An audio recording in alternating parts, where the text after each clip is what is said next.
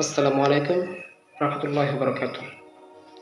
প্রিয় দর্শক, আজকে এমন একটি তেলের কথা বলবো যে তেলটি আপনি যে কোনো বিমারের জন্য, রোগের জন্য ব্যবহার করতে পারবেন। ওই তেলটি কি, কোথায় পাবো, মূল্য কত, এরকম কিছু প্রশ্ন হতে পারে। ওই তেলটি হলো সরিষার তেল।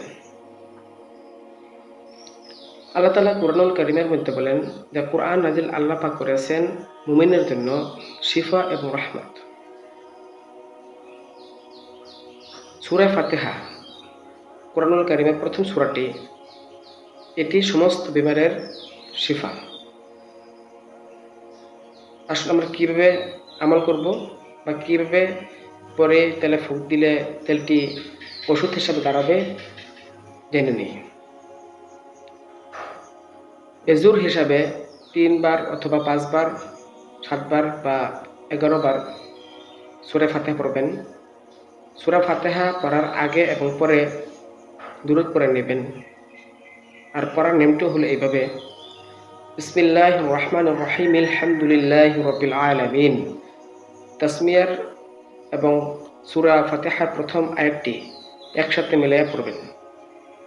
এমনভাবে না, বিসমিল্লাহির রহমানির রহিম আলহামদুলিল্লাহি রাব্বিল আলামিন, এমনভাবে না, বরং একদমে বিসমিল্লাহির রহমানির রহিম আলহামদুলিল্লাহি রাব্বিল আলামিন আর রহমানির রহিম মালিকি ইয়াউমিদ্দিন, শুদ্ধ সহিভাবে পরে ফুঁক দিবেন। আর ওই তেলটি আপনি যে কোন বিমারের জন্য শিফা হিসাবে ব্যবহার করতে পারবেন। অবশ্যই আপনি আরোগ্য লাভ করবেন। আল্লাহর প্রতি যেমন ধারণা করবেন, আল্লাহ আপনার এমনই ফয়সালা করবেন। আল্লাহর ওয়াদা সবসময় সত্য। আর এই আমলটি যতবার করেছে ইনশাল্লাহ ফল পেয়েছে।